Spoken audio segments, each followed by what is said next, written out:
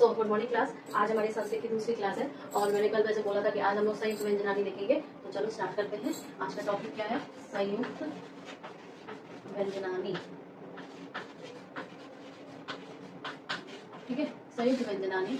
और इस संयुक्त व्यंजनानी में ये हमारा लेक्चर नंबर 2 है। ये हमारा क्या है? लेक्चर नंबर 2 है।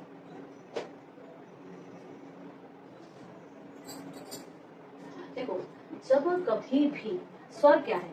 स्वर होते हैं जो मुक्त होकर बिना किसी सहायता से उच्चारण या बोल सकते हैं। लेकिन व्यंजन क्या होते हैं? उनको स्वरों की हेल्प चाहिए होती है। संयुक्त व्यंजन क्या होते हैं? जब दो व्यंजन को मिलते हैं। ठीक है, तो संयुक्त व्यंजन का डेफिनेशन हम लोग दे सकते हैं कि जैसे कोई बिना स्वर का यूज किए दूसरे व्यंजनों के साथ ही जब उच्चारण किया जाए तो उसे हम संयुक्त व्यंजन कहते हैं। लेकिन आज हम लोग क्या देखेंगे, और इसका डेफिनेशन ही लिख देती हूँ। जब स्वरों के बिना दूसरे व्यंजनों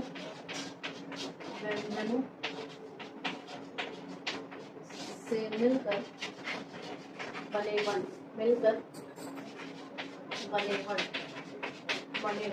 उन्हें हम लोग संयुक्त कहते हैं। उन्हें हम लोग क्या कहते हैं? व्यंजन कहते हैं। लेकिन सबसे ज्यादा इंपॉर्टेंट है इसके एग्जाम्पल्स पे। ये एग्जाम्पल्स आपको हर जगह पूछे जाते हैं।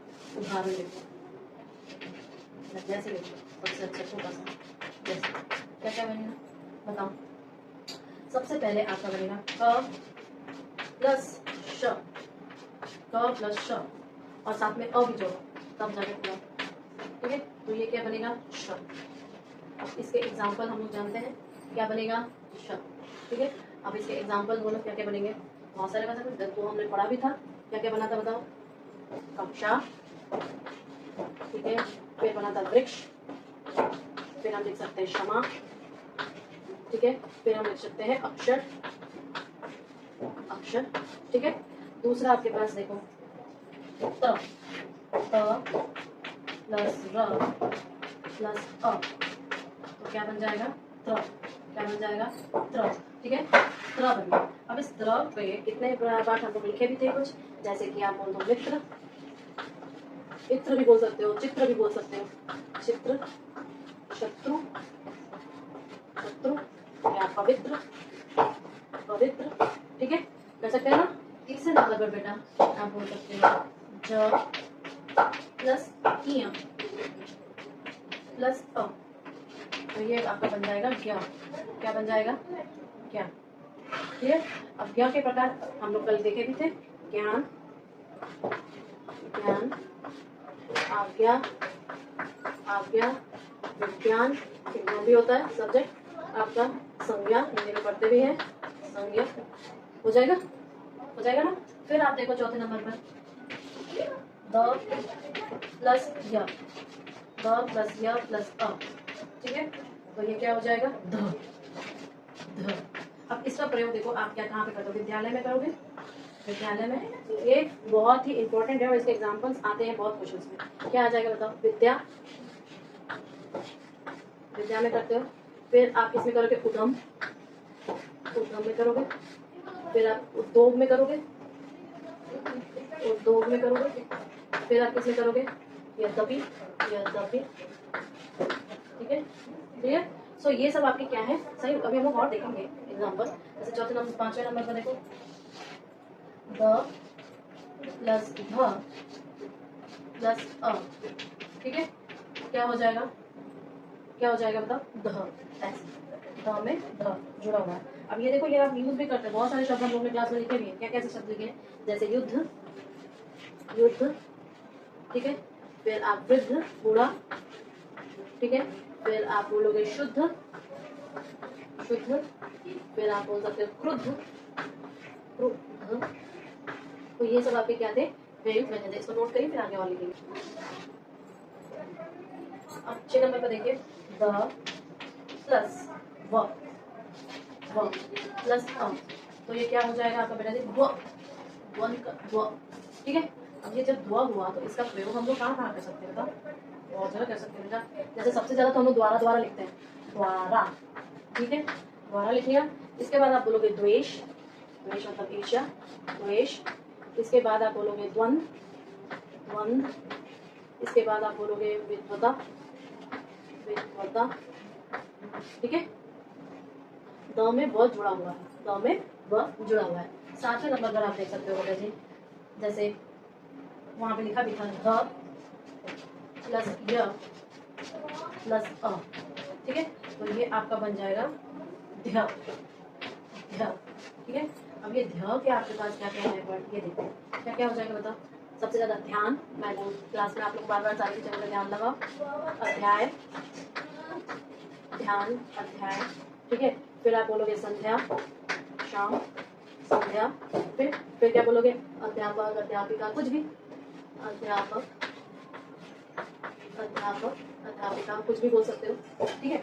8वें नंबर पर आप बोलोगे बेटा प बस, ये बहुत इंपॉर्टेंट है, प बहुत प्रयोग में आता है, प प्लस र प्लस अ, तो ये क्या बन जाएगा, प्र, क्या बन जाएगा, प्र। अब प्र को आप क्या लिखोगे बताओ, प्र के तो बहुत सारे होते हैं, जैसे प्रेरणा, आपको प्रेरित किया जाए, प्रेरणा, ठीक है, प्रेरणा। प्रेरणा के बाद आप बोलोगे प्रेम, फिर आप बोलोगे प्रसन्न, प्रसन्न, फिर आप बोलोगे बेटा जी प्रसन्न के बाद प्रशांत, प्रशांत कहाँ था, प्रशांत आपके चैप्टर में भी आया नाम, ठीक है। इसके बाद 9वें नंबर पर आ जाओ, आधा क त, ठीक है, और इस भक्त जैसे हम लिखते हैं ना, तो बोलो क त प्लस अ, ठीक है, तो ये बन जाएगा आपका आधा क त, ठीक। तो आधा क त से हम लोग ने कितने सारे वर्ड लिखे हैं, जैसे कि मानो आपका हो जाएगा भक्त, भक्त, फिर मुक्ति, भक्त के बाद मुक्ति, मुक्ति के बाद आप बोलोगे रक्त, रक्त, शक्ति, रक्त के बाद शक्ति। ये सारे क्या होते हैं आपके, ये सारे आपके संयुक्त व्यंजन होते हैं। एक और आप बोल दो कि 10वें नंबर पर श प्लस र प्लस अ, तो श्रमिक वाला, ठीक है, श। तो इसके प्रकार क्या बोलोगे बेटा, बताओ।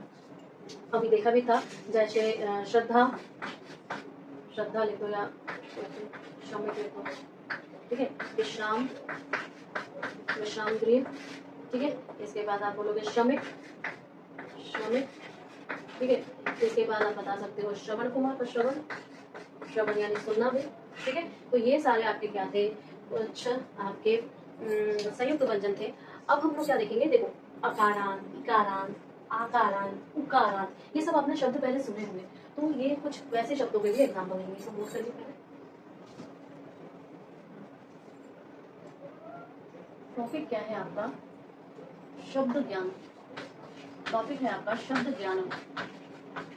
अब देखो शब्द ज्ञानम में मेरे कहने का सिर्फ इतना तात्पर्य है, जब शब्द जिस वर्ण से अंत होता है उसका वो नाम हो जाता है। तो आप बोलोगे कि शब्द जिस वर्ण से अंत होता है, जिस वर्ण से अंत होता है, अंत होता है, होता है। अब ये अंत किससे होता है, अंत होता है, अब ये किसी स्वर से होता है, तो अगर स्वर से होता है तो स्वरांग, स्वर से होता है तो स्वरांग, स्वर से होता है तो हम क्या कहेंगे इसको, स्वरांत, क्या कहेंगे, स्वरांत, ठीक है, ओके। अगर ये व्यंजन से अंत होता है तो, व्यंजन से अंत होता है तो, व्यंजन से अंत होता है तो हम उसे हलंत कहेंगे, हम उसे क्या कहेंगे, हलन, हलन, या हम उसे व्यंजनान, ठीक है, व्यंजनान या उसे हलन कहेंगे। अब ये बहुत तरह के होते हैं, जैसे कि मान लो राम, पहला मान लो हमारा एग्जाम्पल है राम। राम को कैसे लिख सकते हैं, र प्लस आ प्लस व प्लस अ, लिख सकते हैं। अब देखो ये अंत किस, ये अंत किससे हुआ, अ से अंत हुआ, तो हम इसे अकारांत कहेंगे, क्या कहेंगे, अकारांत। इसके वजह से हम इसे क्या कहेंगे, अकारांत, ठीक है, क्या कहेंगे, अकारांत। अब मान लो मेरे पास है राजा, राजा, तो राजा को कैसे लिख सकते हैं, र प्लस आ प्लस ज प्लस आ, ठीक है। तो ये अंत किससे हुआ, आपके आ से हुआ ना, अंत किससे हुआ, आ से हुआ, तो इसलिए हम इसे क्या कहेंगे, आकारा, आकाराम, ठीक है, क्या कहेंगे, आकाराम। तीसरे नंबर पर देखिए, मान लो हमने कहा कवि, कवि क प्लस अ प्लस व प्लस छोटा ई, ठीक है। तो ये अंत किससे हुआ, तो ये अंत किससे हुआ, छोटा ई से हुआ, तो इसलिए हम इसे छोटा ई के वजह से ई ना ना इनको नहीं जा, इनको दानी दानी जाता है, हम तो लेके जा रहे हो ई का राम, क्या कहेंगे, ई का राम। अब दूसरे नंबर पे, चौथे नंबर पे मान लो मैंने बोला नदी, मैंने क्या बोला, नदी, तो ये क्या हो जाएगा, न plus a plus the plus बड़ा ई, ठीक है, हो जाएगा। तो जब ये ऐसा आया तो बड़ा ई से इसका एंडिंग हुआ, अंत किससे हुआ, बड़ा ई से, तो ये हो जाएगा बड़ा ई की तरह, ई का राम, ई का राम, ठीक है ना। इसके बाद देखो, अगर मैंने बोला आपको पांचवें नंबर पर शिक्षु, शिक्षु, शिक्षु, ये क्या हो जाएगा, यहाँ पर देखो दो मात्रा है, एक छोटा और एक बड़ा, लेकिन हमें क्या करना है, अंत वाला देखना है। ये श प्लस छोटी की मात्रा प्लस श प्लस बड़ा ऊ, तो ये अंत क्या हुआ आपके बड़ा ऊ से, यानी कि ये ऊ का नाम, यानी कि ये ऊ का नाम, ठीक है। अब अगर मैंने ये बोला, सर शिशु का स्पेलिंग कर दिया है, छोटा ऊ की मात्रा होगी, सॉरी सॉरी सॉरी, ठीक है। अब मान लो मैंने छठवें नंबर पर आपके पास वधु लिखा होता है, वधु, ठीक है। अगर मैंने वधु लिखा होता तो क्या हो जाता, व प्लस अ प्लस ह प्लस बड़ा ऊ, ठीक है। तो ये क्या हो जाएगा, बड़ा ऊ की वजह से ऊ का नाम, ऊ का नाम, ठीक है। उसी तरह मातृ अगर लिखा होता, सातवें नंबर पर मातृ, तो ये कौन सी मात्रा है, री की मात्रा है, तो इसका मतलब ये म प्लस आ प्लस त प्लस री, ठीक है। तो खत्म किससे हो रहा है, री से, तो री का नाम, री का नाम, ठीक है, समझ में आ रहा है। इसी तरह ओ से खत्म हो तो अगर हो रहा है, या आप बोल दो कि मान लो मैंने ये लिखा, एक और इम्पोर्टेंट था, राजन, ठीक है। तो ये क्या होगा, र प्लस आ की मात्रा प्लस ज प्लस अ, लेकिन प्लस न, अब ये न खत्म किस पे हो रहा है, न किस पे खत्म हो रहा है, कोई स्वर तो है नहीं यहाँ पे, ठीक है, न किस पे खत्म हो रहा है, न पे कोई स्वर नहीं है बेटा, इस वजह से इसको हम लोग क्या कहते हैं, हलन, इसको क्या कहेंगे, हलन, क्लियर है। यही मुझे आपको लाइन बतानी थी, हलन द्वारा, ठीक है। क्यों, क्योंकि राजन जो समाप्त हुआ है ये आपके हलन पर समाप्त हुआ है। अब कुछ एग्जाम्पल्स करेंगे जो कि आपके संयुक्त वर्ण के होंगे, ठीक है। आपका आधा शब्द, ठीक है, इन सब के आपको 3-3 वर्ड बताने हैं। संयुक्त व्यंजन शब्द क्या है, संयुक्त व्यंजनानी,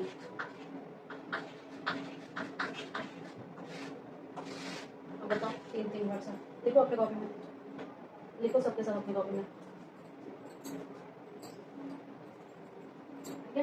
तो मैं, ठीक है, अब लिखो न्याय, न्याय, न्यौछावर, छावर, ठीक है। इसके बाद आधा चल छ, क्या होगा, कच्छप, कच्छप यानी कि टॉर्टोइस, अच्छा, ठीक है। और इच्छा, इच्छा, प्र का आप बोल सकते हो प्रयास, प का बोल सकते हो प्रथा, प्र का बोल सकते हो प्रेम, भी तो हम लोग ने लिखा था, प्रेम, सब प्रेम भेंट। प्य, प्य का क्या कहोगे, प्यास, प्यास लगी है, प का बोल सकते हो आप प्याऊ, प्याऊ, ठीक है, जो जहाँ पर जल भरा जाता है उसको हम लोग प्याऊ कहते हैं। और प्यार, प्यारा, प्यार, प्यारा, ये सब क्या है, प। श का क्या लिखोगे बताओ, सबसे अच्छा श्याम, श्याम, फिर अवश्य, अवश्य, या आप बोल सकते हो, गंज नाम से एक चीज हो गई, आवश्य, आवश्यकता, आवश्यकता, ठीक है, या आप बोल सकते हो उद्देश्य,